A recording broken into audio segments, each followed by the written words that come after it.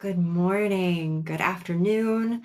I don't think we're in the evening with anybody, but I am so ready and grateful to be here with all of you, to be experiencing 2026, the end of 2025. I hope everybody had a good new year. Good morning, Brenda. So I've got a couple locations that I'm watching today. And so please bear with me and be patient as we bounce back and forth. I encourage water. It's always a good idea. But today, the whole premise, whether you're watching live or whether you're catching the replay, and if you are catching this kind of at the end and you want the replay, then just let me know. I'll be sure to get that to you. Regardless, this space is being held for you. We have had so much turbulence in 2025.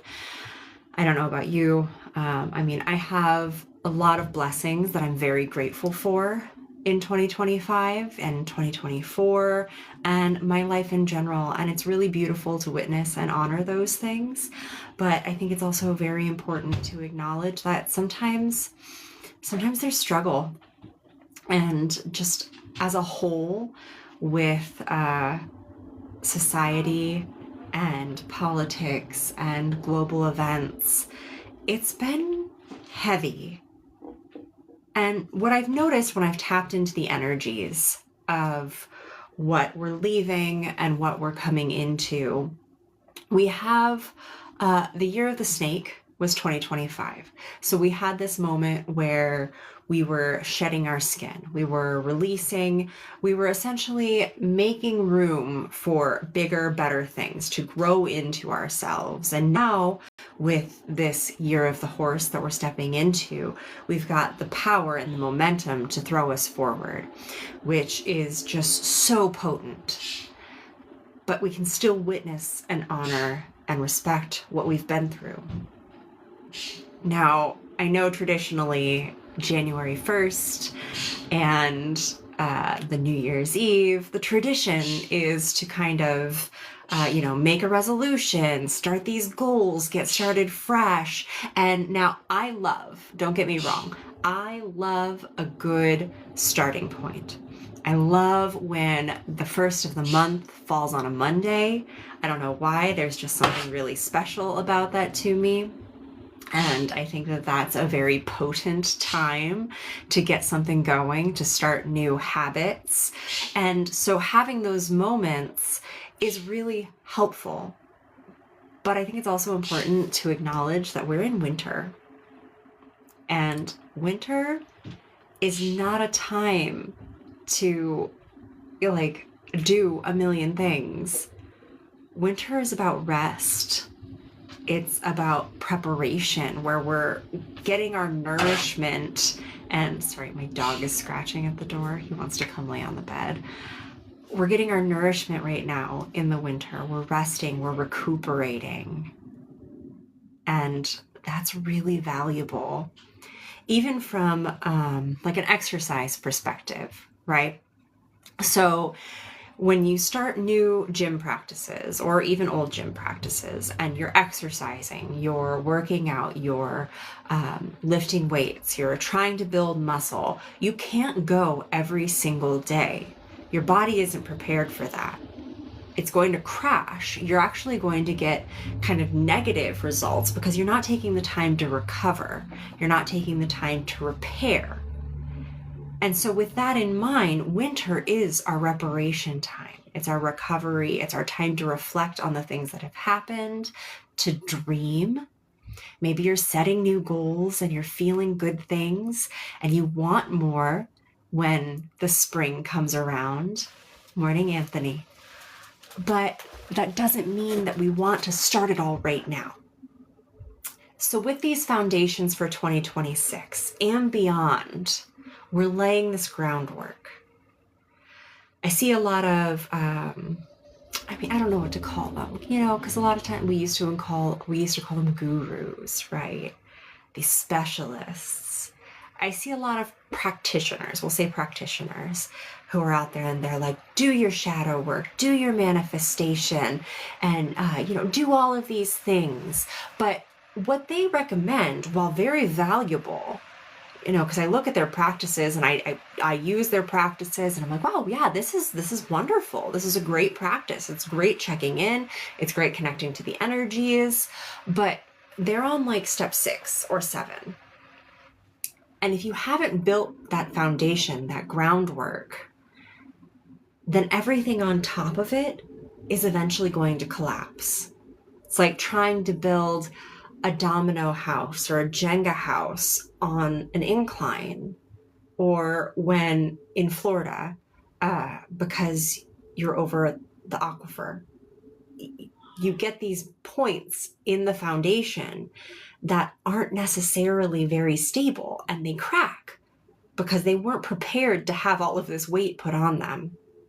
So that's what this is. This is getting us ready to dream and grow and cultivate in 2026 and beyond, instead of falling back into old patterns, instead of breaking down. It's okay to have mixed emotions. It's okay to have excitement and apprehension at the same time. That's normal. But our nervous system is what we need to really sit with and nurture. And that's kind of been a buzzword lately, which is funny. I tend to get into these practices a lot. Good morning. And then I'm like, oh gosh, like it's all over the place now. And I don't know if that's like the reticular activating system, like finding it for me, or if the algorithm's working or whatever the case might be. But the nervous system really is foundational. And it gets explained very scientifically or very spiritually. And while it is both, it's not getting expressed. I'm not seeing it expressed in ways that are digestible and understandable, where we can utilize the tools and practices on a daily basis to really support us. So as we're going along, if you have any questions, please don't feel shy about asking any comments if anything's not making sense. So as we get safety in our system, I have this book that I used to read my kids when they were babies, and I love this so much. It's called The Otter Who Loved to Hold Hands. And so there's this little otter, and I don't know if you know this, but in real life, otters hold hands at night so they don't float away from each other while they're sleeping, which I just think is the cutest thing ever. So this little baby otter in the story holds hands every night, but he won't let go in the morning because he's too afraid. He's afraid he can't swim. He's afraid that he's not going to make it, that he won't be able to find his mom and dad. And so mom and dad in the story are very loving and nurturing. They're like, oh, you can do it. His name's Otto the otter. And they're like, you can do it, Otto. You can let go. Please let go. Like, I need to do other things. You are capable. You can do this. And they're trying to convince this baby mentally that he can do it. But his little system is like, no, too scary, can't do it. And that's what we're doing. We can tell ourselves all day long, I'm safe. There's nothing going on. I can do it. You can affirm yourself until the end. But if your system, if your subconscious, if your nervous system that's there trying to protect you doesn't actually believe it, nothing's going to change. You're going to think that you're making progress, and then you're going to fall back into that pattern. You're going to start seeing the same things happening again. And then your certain nervous system in the background, that little voice in the back of your head is going to go, see, I told you. I told you this wasn't safe. I told you we couldn't do it. Because the brain loves to be right, especially about failure. Isn't that funny? I find that hilarious in a really terrible kind of way. So when we can learn to start moving through our lives from a place of grounding and presence and security, from safety and clarity, and that doesn't mean being calm. That was one thing a long time as I was starting my own personal journey that annoyed the crap out of me. I felt like I was doing everything wrong because my whole idea of being grounded, if you think of a tree being grounded. It's stable. It's calm. And everybody says, oh, you're getting emotional. Just calm down. We are meant to have emotions. We're humans. Okay, so being grounded does not mean staying calm. Being grounded is about being in this moment, being able to be authentic and not being torn down, to have your emotions safely, to express them safely, and then stay in a point of regulation. We're like sine waves, right? So our emotions go up and down. We're meant to have the really high highs and the really low lows. That gives us perspective on what's comfortable. That lets us know when things are feeling off. So when we can't be present and we're stuck in these stories of what we think is happening based on something that happened in our lives, and sometimes it's not even accurate in the sense that what happened to us can be distorted. Our memories are trying to protect us at the highest function. Everything is trying to protect us. So we can smell a smell in a grocery store that reminds us of something before our conscious memory that made us feel unsafe. And then all of a sudden we're having an anxiety attack in the middle of the grocery store for who knows why. We can hear a child crying and it can trigger so much in us. Our boss can use a tone or a word or a look that we're taking, and it is throwing us into all of these negative stories because our system's trying to keep us safe.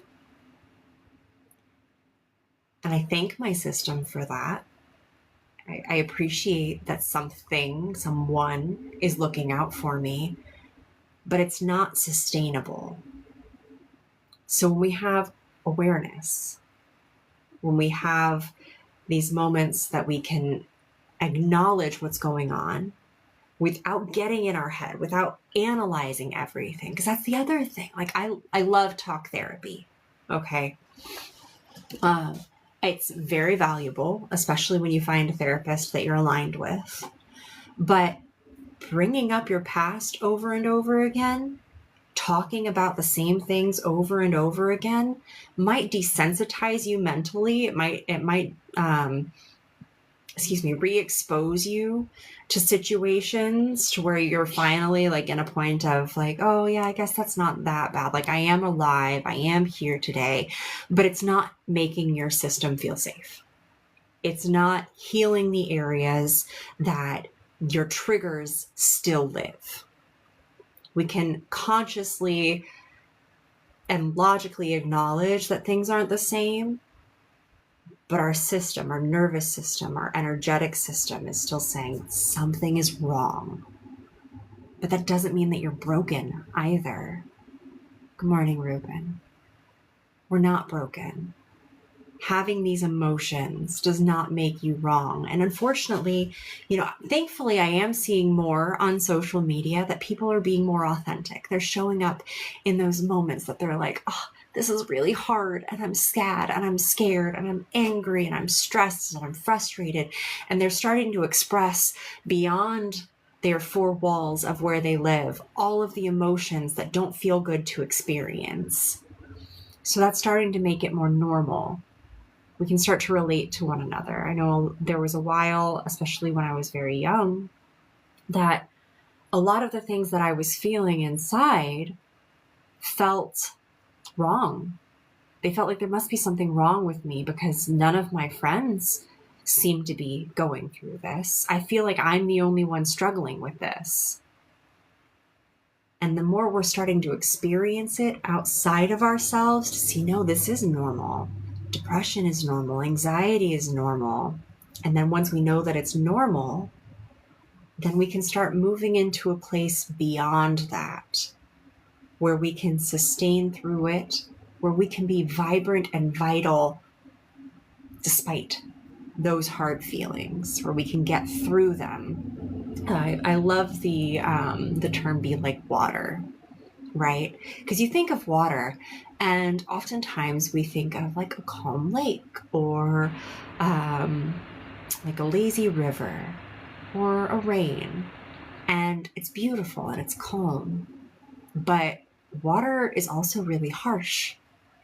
If there's an obstacle in the middle of that river, if there's a rock in the middle of that river that it wants to get through, it's eventually going to eat through it. It's either going to go around it or it's going to go through it.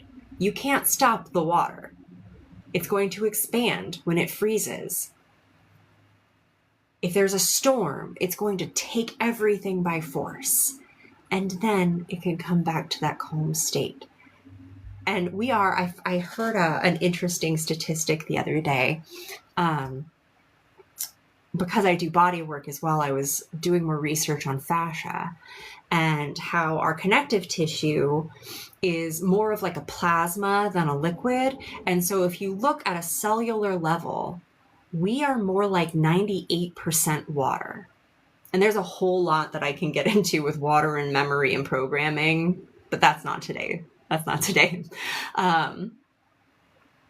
So coming back around, our nervous systems, which are surrounded in water, which are always working in the background, and thank goodness that they are, because we're not thinking about having to beat our own heart or breathe in the middle of the night while we're sleeping. We're not having to think about moving our hand. It just happens, right? Isn't that fascinating? It's beautiful.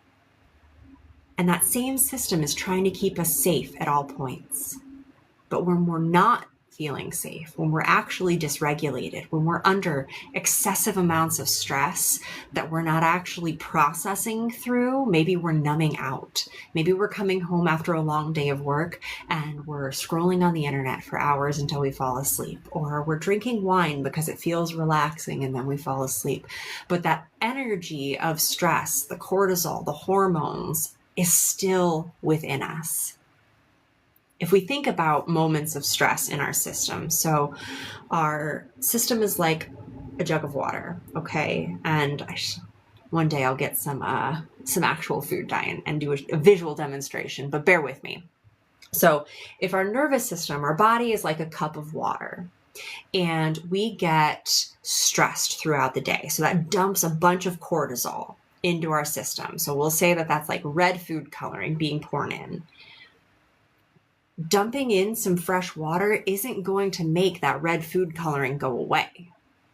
It'll dilute it, but it takes time and actually processing out the water that's holding the cortisol or the red food coloring in this instance, and filling it with something fresh and renourishing ourselves, renewing what we lost to that stress before we're back to a clear cup of water again.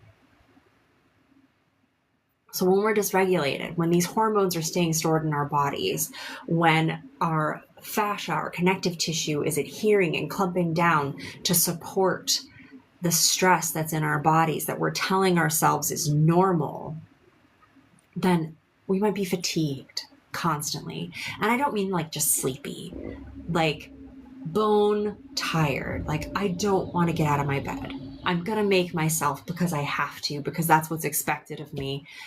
But I'm exhausted. And even if I'm not sleeping, I just feel heavy and tired. And let me know if you can relate to any of these. If you're feeling shut down, where you're doing things that would normally be fun, but there's nothing really in it right now. There's not joy. You're just kind of there.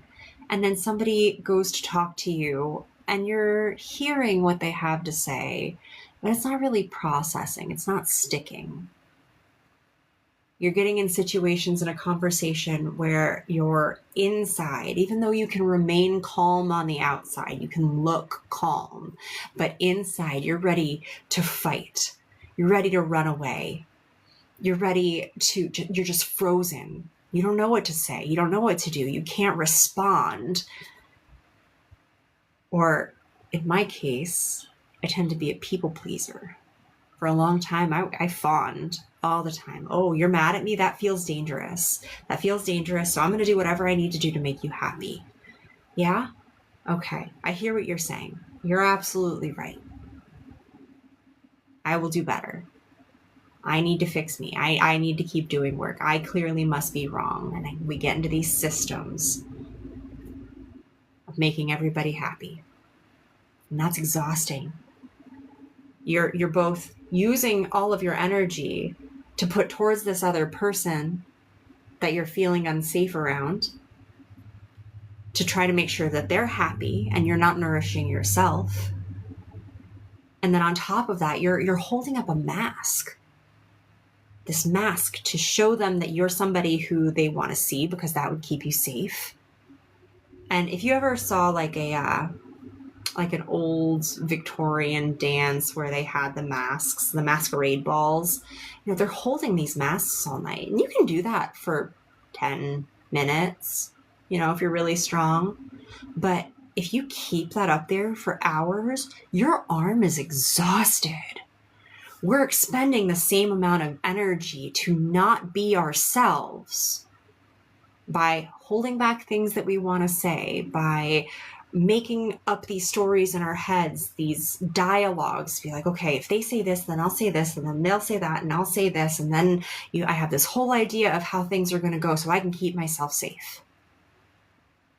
We start looping these loops. Earlier, I talked about it. Oh, I told you so. This is what's happening. Oh, we're falling back into that pattern again. Oh, I told myself I was going to go on a diet for the 500th time, and here we are at 501, and I'm still eating a gallon of ice cream a night, whatever it is for you. I'm still drinking a bottle of wine. I'm still smoking. I'm still binge eating. Whatever it is, we get into these loops when we're feeling dysregulated. And we don't know that dysregulation is what's going on. We just feel like something's not right.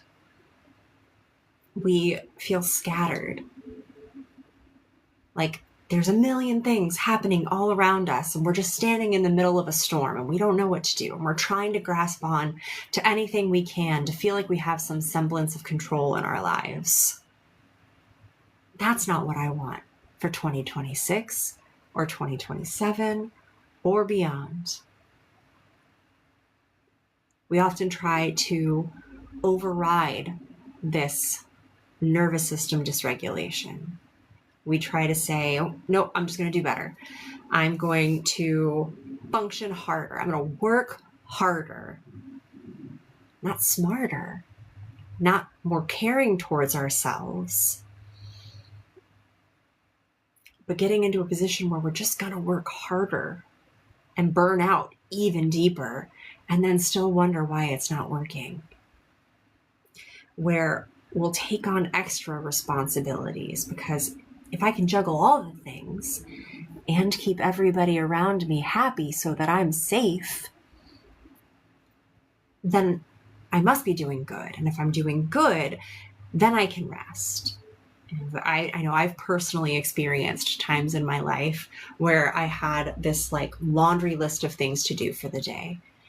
And while some of them are needs, right? Like I need to make sure the dishes are done. It took me a while to get my system in a position to feel safe enough to be like, you know what? I can go to bed with the dishes just rinsed. It's okay. It's not going to be the end of the world. If you looked at a kiddo and they're sitting there, and we're thankfully societally we're starting to acknowledge more that a lot of like temper tantrums from kids or meltdowns are overstimulation, right? And their brain is literally just going like, I can't take anymore. We're still the same thing. Like we still have that same nervous system. And our nervous system can't tell, like, am I anxious because the person across the bus is making me nervous? Am I anxious because I ate too much sugar? Am I nervous because there's a tiger chasing me? Our nervous systems don't speak English, and that's what we have to make safe. But once we're aware of what's going on at this foundational level, then we can start to shift things. We can actually start to make a change that's sustainable.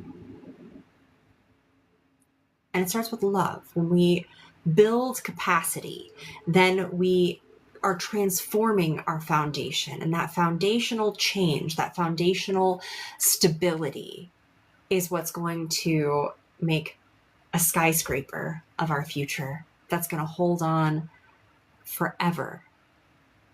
Because we not only built it to be stable, but we knew that we can. We've given ourselves a foundation that we know we can manage, that we're taking baby steps. I see way too many people saying like, oh, I'll help you balance your nervous system in 2 weeks. I'll help you transform your whole life. You just need to do these manifestation meditations and practices. And there's so much that is being pushed onto us. It doesn't start. It doesn't end. It doesn't work with pushing. Force. It's like if you're trying to get a baby to, well, there's that like kind of joke about learning to swim, and it's like, oh, I'm just gonna throw you in the deep end and you'll figure it out. No, you'll feel unsafe. You might be scared of water forever after that. I hope somebody saved you, but at the end of the day, 9 times out of 10, you're the only one saving yourself, because everybody else has their own things going on. Pushing ourselves in and forcing ourselves to do more when that foundation is not stable or adequately built or nurtured and feeling safe, when some people talk about the inner child, when that inner child within us, that little self, is not feeling okay, for us to just kind of tell ourselves like, oh, buck up, stop crying or I'll give you something to cry about. It's not that bad. There are people across the ocean starving and, living in war-torn countries. And while that's true, your nervous system cannot differentiate that. Your nervous system is still feeling unsafe. So we need to build safety and presence and care and understanding.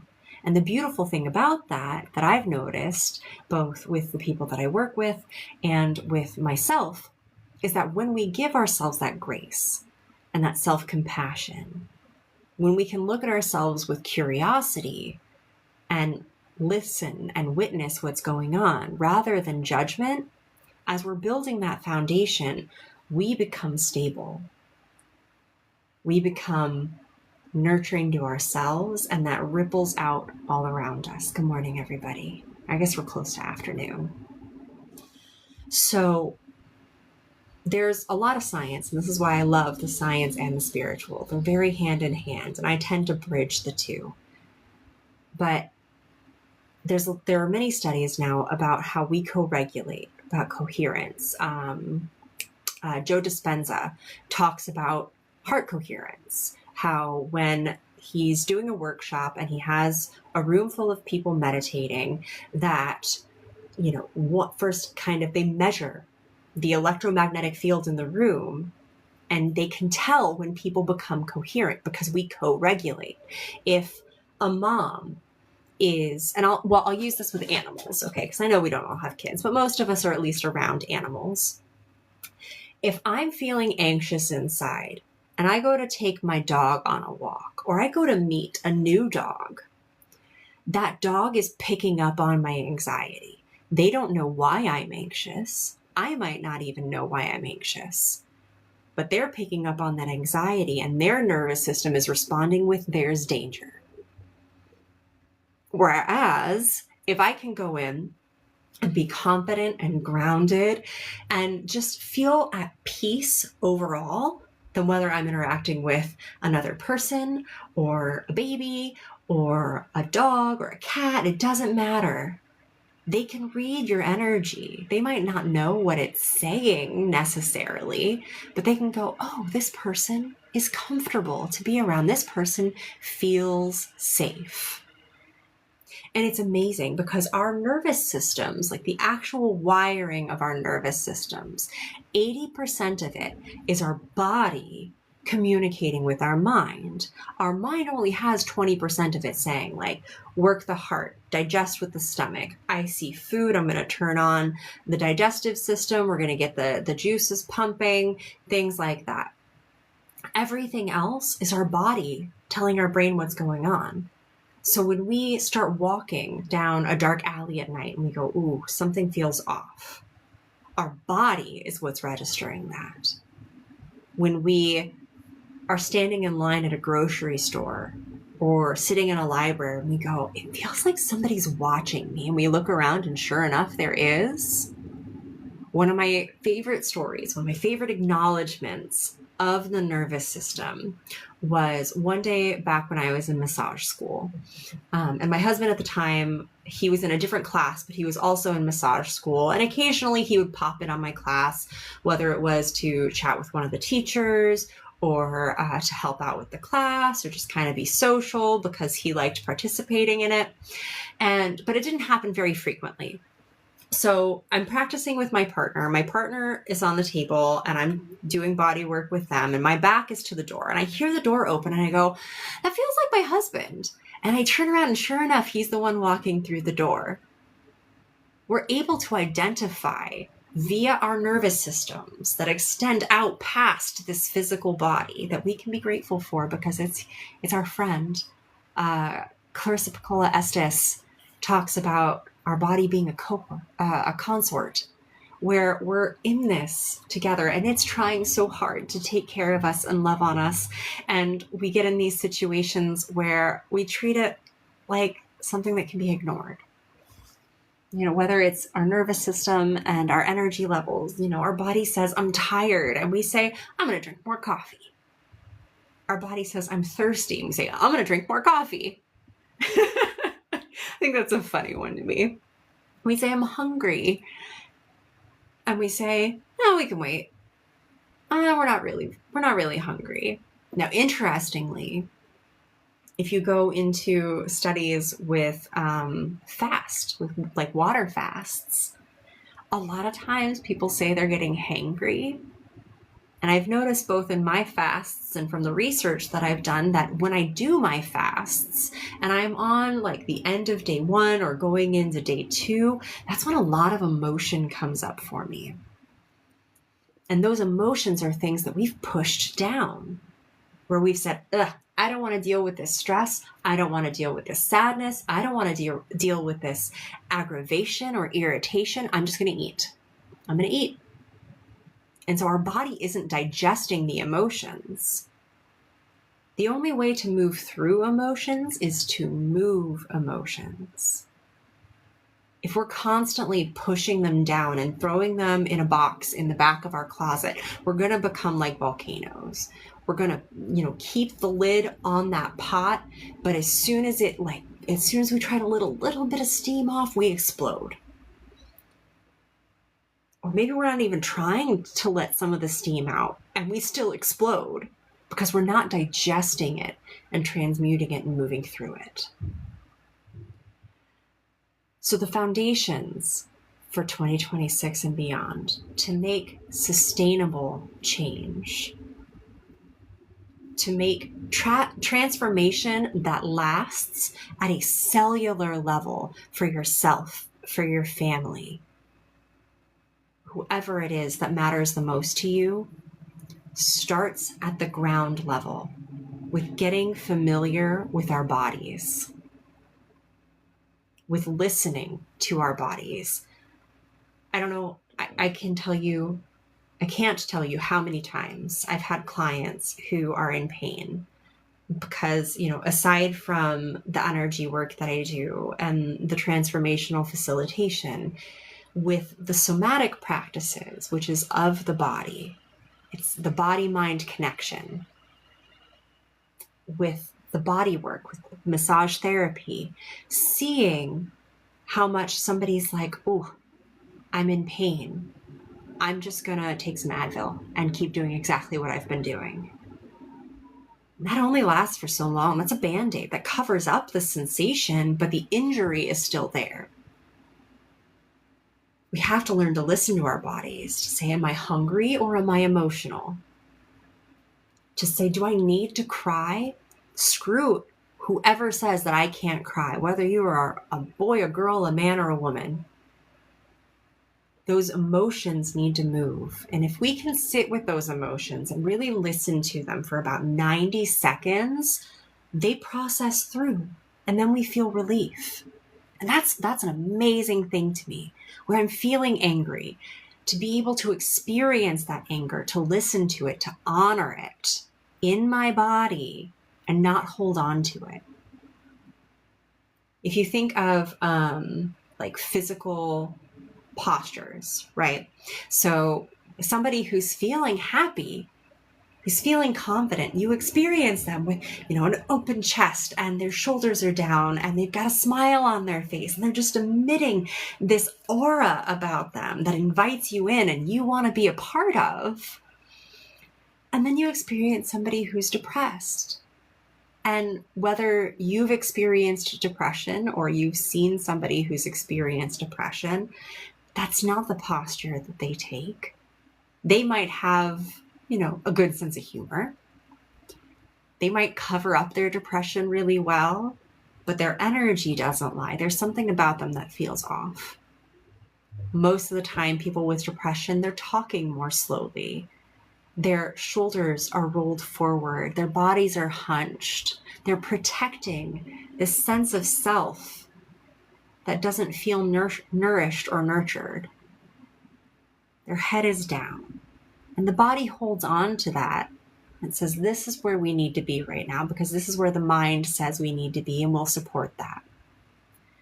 But when you can reverse engineer it, so to speak, when you can train the body that it can be listened to, that it can express itself, that it can open up with safety and love, then the mind will follow suit. Our emotions will follow suit because we're not holding on to it physically anymore. Tony Robbins often references in his workshops the science behind power postures. So if you're about to go into a speech and you're feeling a little nervous, if you can stand in a power pose for 90 seconds, so I prefer Wonder Woman. That's just always been my go-to since I was a kid. So I'll Wonder Woman it up, like hands on the hips, chest wide, shoulders back. I feel like I am on top of the world, right? I can do anything if I am standing like Wonder Woman. But I have some people who like the tree, where they hands up, they've climbed a mountain and they are just so ecstatic. And if you stand in that position for 90 seconds, you let yourself feel what it feels like to embody that posture. With power poses specifically, you're going to start making more testosterone, which is your driving hormone, which lets you get shit done. Our body and our mind and our energy are all one thing. So long, science has segregated them, but they are all one force. They all work together and they all affect each other. So let's take a moment to listen to the body. Let's take a moment to build our foundation. Now, this practice specifically that I'll invite you to do, obviously, it's your choice. This is all about consent. I'm feeling today like I would like to incorporate a little Reiki. So it's a form of energy work. It's not coming from me. It's coming from the universe. I am just a vessel and I will transmit it to you, but you have to consent. Consent is non-negotiable. You have to want it. Okay. So I'm going to incorporate a little Reiki and we will do this little practice of listening to the body, connecting with our body, and building a little bit of foundation. Now, sometimes, depending on how long you've been out of your body, some people are very dissociated, where they're not connected to their body at all. I've had clients, while I'm giving them a massage, they have a knot that is literally like a golf ball, like so firm and so present and so big. And they know it's there. They can feel the restrictions when they're moving. But when I'm pushing on it, whether I'm being gentle or if I'm giving it all my force, they don't really feel it. Or they'll have a lot of tension in their body and they'll come to see me for kind of like a tune-up. And then I start working on them and they're like, oh, wow, I didn't realize how tight I was, because they're so dissociated. They're so in their heads. We live in a society that's like, go, go, go, do, think. So taking a moment to connect back in with your body can sometimes be a little triggering. So we're going to take it slow. Now, I'll talk a little later after the exercise about ground and align and how we can further these practices. But for now, we're going to keep this very calm and very subtle. So right now, just arrive to the room that you're in. Take a moment, feel the way you're sitting. If you're driving, don't close your eyes. Be safe, make good choices.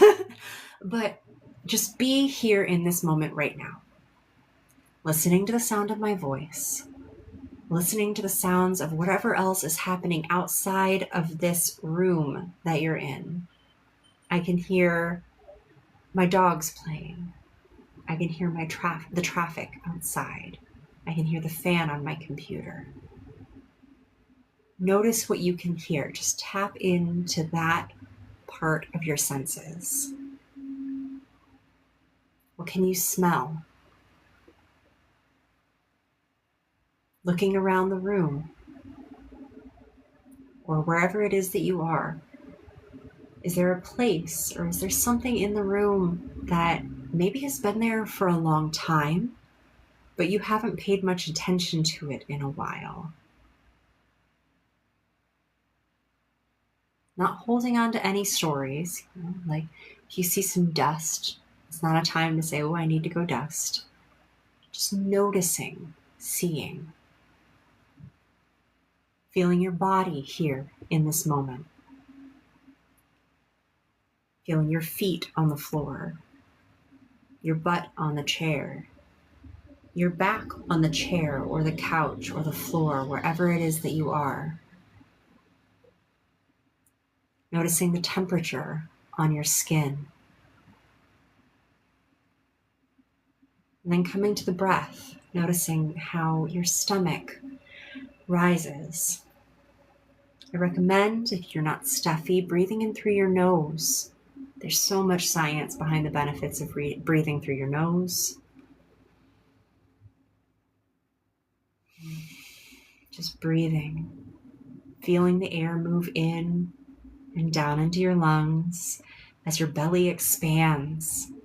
Let your stomach soften. Let yourself know that you're safe to experience the breath right now.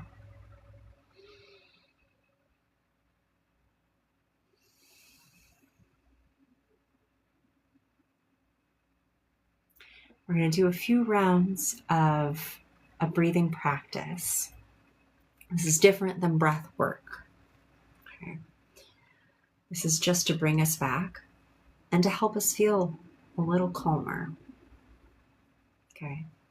So you'll breathe in through the nose for a count of 4, and I'll spend a couple rounds counting it out for you, and then you breathe at your own pace. So you're going to breathe in for 4, hold at the top, preferably for 6, but if that feels like too much, if that feels scary, then hold for 4. And then you'll breathe out through the nose for 8. If you need to breathe out through the mouth, do it like you're breathing out through a straw. So just start with a couple normal breaths in and out the nose, nice and big. All the way into the tummy. One more, in. Down. And again, anything that comes up, no stories, just notice. Right. You can send to receive Reiki. We'll start that now. You're going to breathe in for 4, 3, 2, 1. Holding at the top for 6, 5, 4, 3, 2, 1. Breathing out for 8, 7, 6, 5, 4, 3, 2, 1. Again, for 4, 3, 2, 1. holding 6, 5, 4, 3, 2, 1, and out for 8, 7, 6, 5, 4, 3, 2, 1. In 4, hold,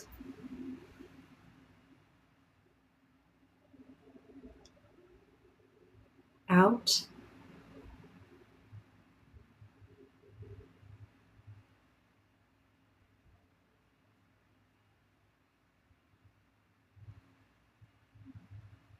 in 4, hold,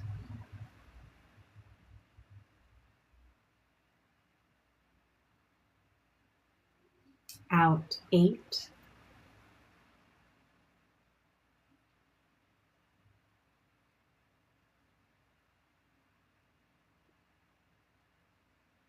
breathing in for 4, noticing any areas that your body is holding tension.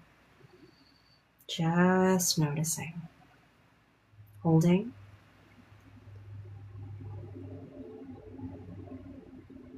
As you breathe out, let go of any areas of tension. See if you can soften them just a little bit.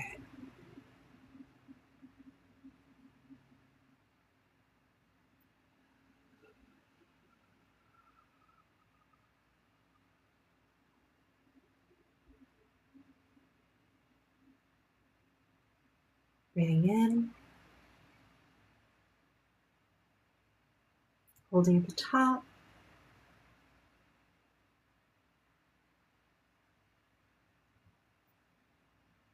out.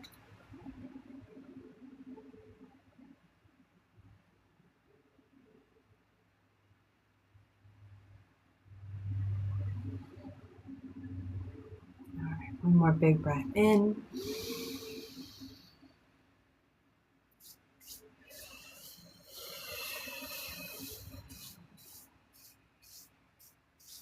As you breathe in next, nice and big, when you breathe out, try to let out a little sound, a sigh,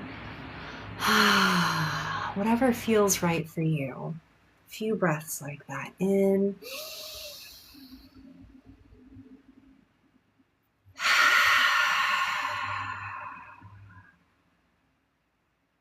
Keeping your eyes closed or your gaze softened, I'm going to invite you to rest your hands on your body. Maybe on your heart and your belly. That might be giving yourself a little hug, maybe hands on the legs, whatever feels most appropriate and comfortable for you.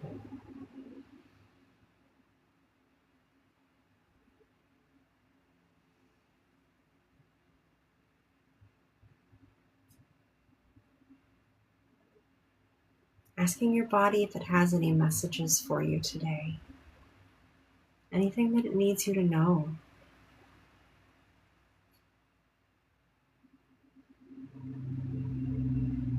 Without judging it, without getting into the whys, just listening.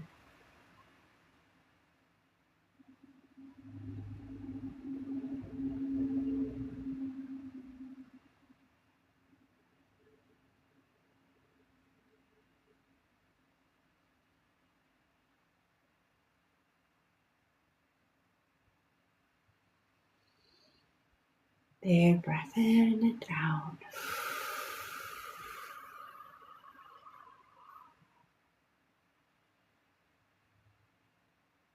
Taking some time to thank your body for its cooperation, for its knowledge, for all the ways that it's been there for you throughout your entire life. And maybe it hasn't always behaved in exactly the ways you wanted it to. Maybe it hasn't always been the most cooperative. But have you been listening to what it needs to? It's a two-way relationship there. Thanking it for beating your heart without you having to think about it. for digesting your food, for letting you know when something feels off, even if you don't listen. And taking a second to notice if anything feels different, even just a little. Taking this time to listen to the body, to pay attention to the body, but especially with the energy work and the Reiki that we've done today. You might feel calmer, but emotions might also come up. Like getting the gravel and sediment out of a hose. If it's backed up in there, there's going to be a bit of a gush before it can flow calmly. So be patient with yourself, nurturing, loving with yourself and anything that comes up. Listen to it. It's not trying to harm you. It's trying to keep you safe. You might be very tired the next few days, paying attention to your dreams and what messages might be there for you.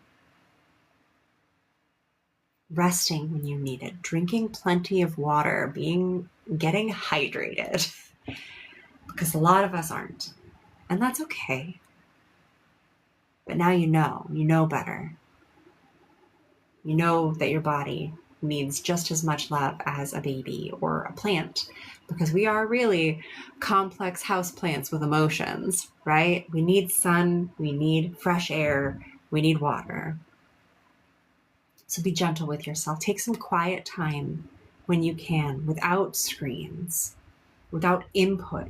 If you can go on a walk without listening to music, without listening to an audiobook, it might feel scary at first. You know, a lot of times when we haven't been in our bodies, when we haven't been taking very good care of our nervous systems, when we have those moments without a ton of input to distract us from everything going on, it's like, whew, what is this? This is terrifying. What do you mean quiet? What do you mean just sit in the quiet? It makes my skin crawl.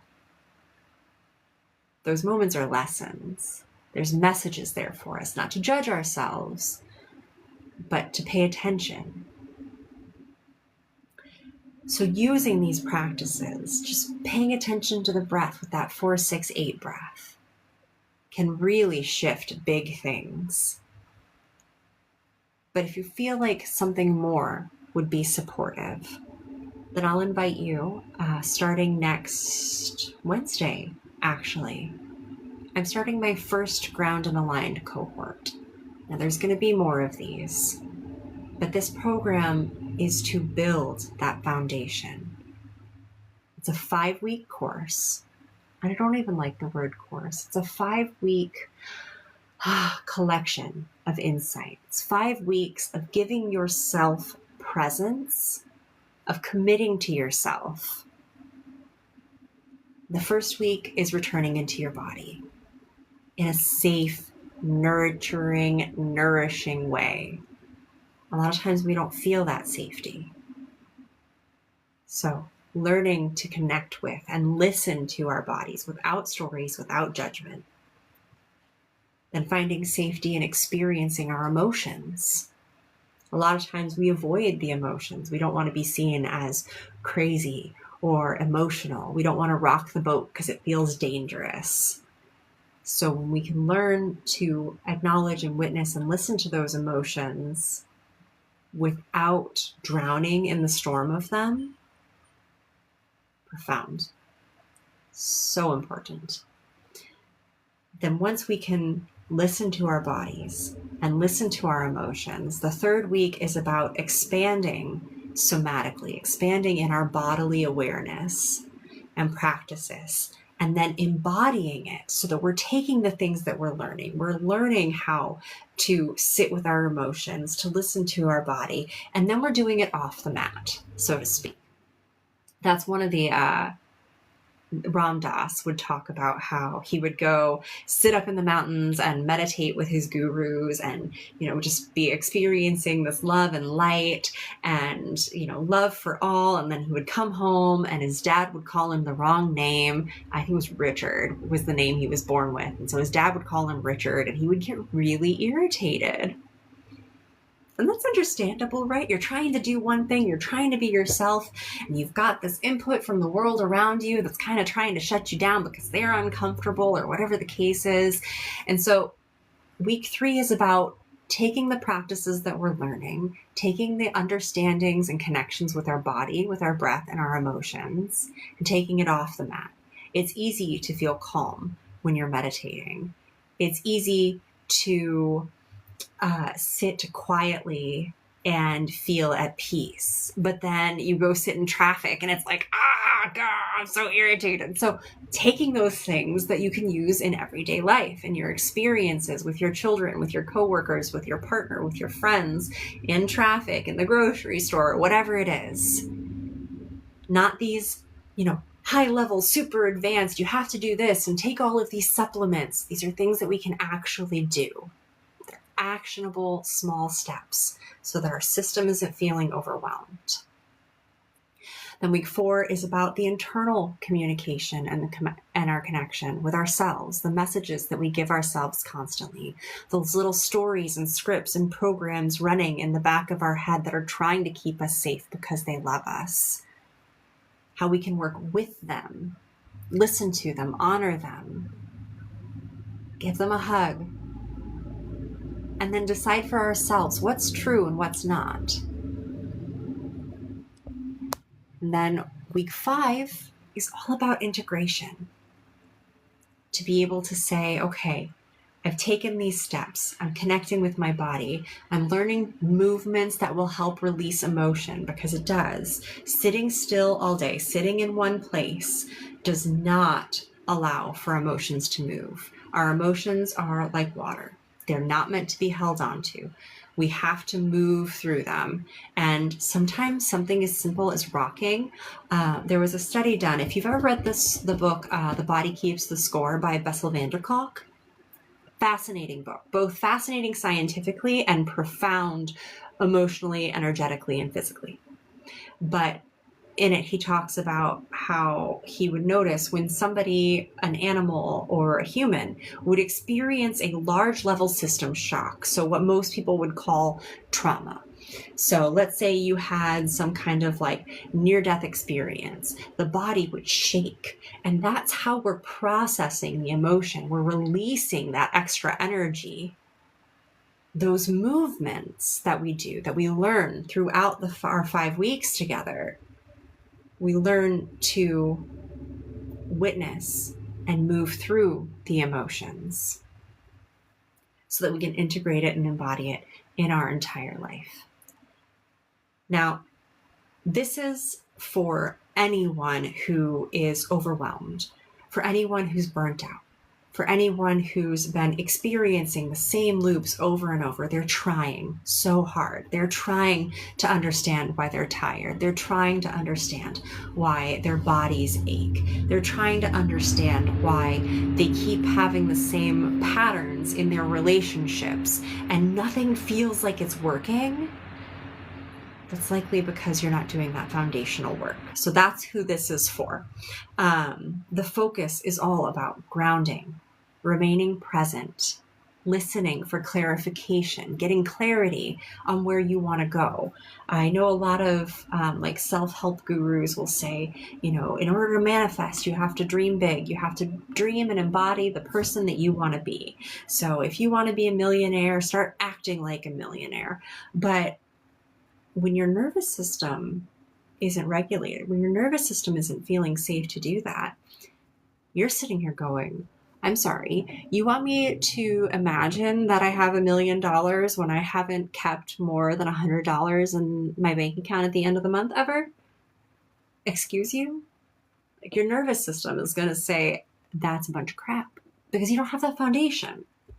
So this builds that foundation. So you can return to the body, you can move forward, and you can actually start manifesting. If you're into manifestation, this is where it starts. It doesn't start in the third eye meditations. It doesn't start all in the pineal gland. You have to have that foundation at your root for safety, to bring the etheric ideas into this physical reality.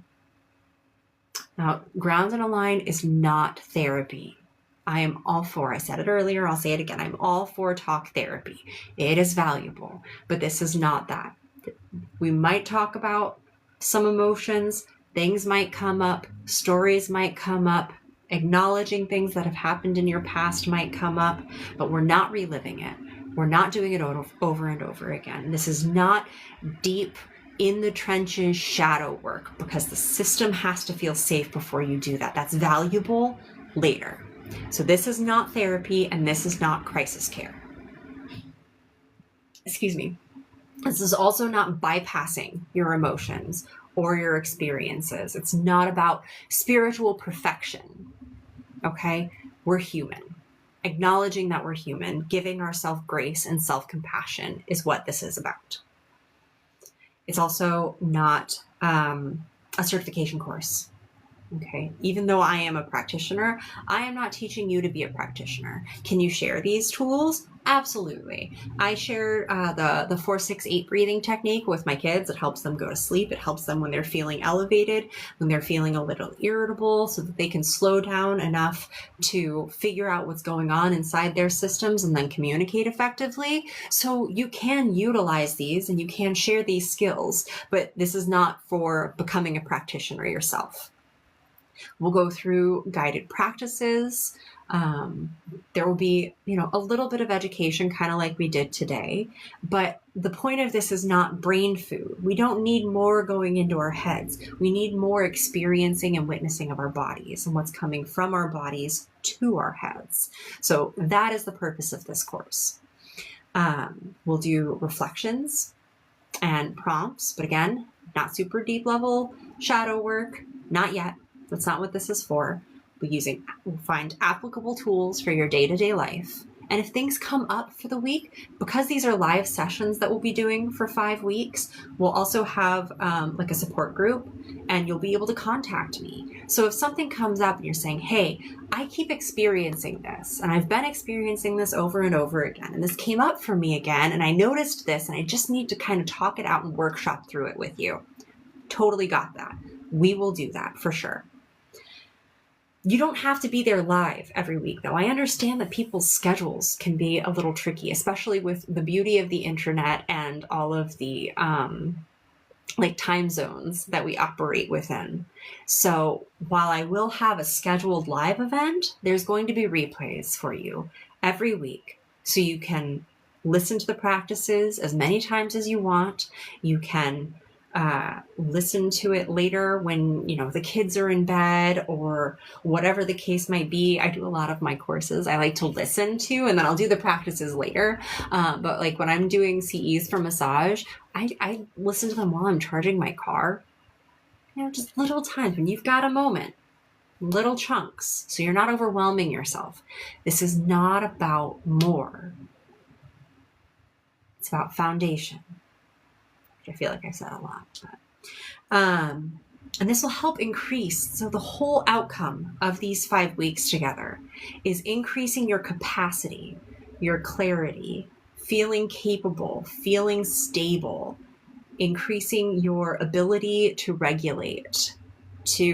One example that I like with regulation, again, not about staying calm, but if you were with a friend having lunch and you go to cross the street and you didn't hear an electric car coming towards you, you didn't happen to look because you were talking to your friend and you didn't hear it, and you narrowly dodged that car, your system is rightfully going to be very shaken up. And so the grounding is not about staying calm when you feel like you're about to die or when you're experiencing something that could literally harm you. It's about being able to go, whew, okay, that was scary, and now it's done, and then coming back into that place of centeredness. So with Grounds and Align, you'll also learn to connect with your body's signals to say, when am I hungry? When am I thirsty? When is something in my environment feeling off? When do I need a change? When is something feeling stagnant? And we can go into things one-on-one as well. I want to remain a resource for you. I want to make sure that this foundation and ability to get out of dysregulation and into a state of more consistent regulation in your life so that you can live the life that you want, so that you can be the person that you've always been, that little seed that's been buried under a pile of rocks of society's stories and programs trying to keep you safe, but really just kind of limiting you. I want to make sure that you're supported through that. My dream for myself, for my family, for the world at large, is that we can all live as ourselves and be able to witness other people and not harm each other and say, good for you. You like wearing lots of eyeliner? Have fun. I'm not going to do it. That's cool. You're not trying to make me. To be able to show up as myself next to somebody else and not feel at risk. And I know that that's a lofty dream, and it might not happen today or tomorrow, but the more seeds we plant, the further along it gets.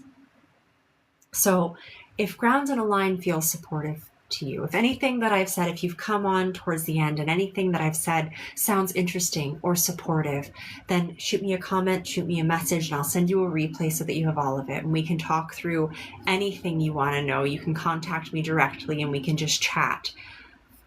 Grounds and Align itself starts next Wednesday, January 7th. Okay, there are replays available, and I am going to be hosting more cohorts. I'm shooting for 4 times this year for this foundational program. Okay, this is a beta program. So I'm making sure that it's very accessible to everyone. I don't want the nervous system foundational work for people to thrive and live the lives that they truly desire to be stuck behind a paywall. I refuse to do that to anyone. So if this feels supportive to you, just let me know. I'm going to encourage you to take one more big breath. Give yourself a big hug if that feels right. I thank you so much for being here. I encourage you to thank yourself for taking the time to listen to something for you, because something in this may have resonated. Even if one tiny part said, hey, the back of your mind's going, ooh, I recognize that. Ooh, that feels right. Then good job for listening. Thank yourself for spending the time to take care of yourself. Thank you for witnessing. Thank you for receiving. And I wish you a beautiful rest of your day. I hope to see you on the 7th next week. I hope to have a chat. And if, like I said, if the 7th next week, if next week doesn't work well for you, this is not the only one. So let me know and I'll keep with further communication so that you can keep up to date. But for your day, wherever you are, I am sending you so much love and gratitude.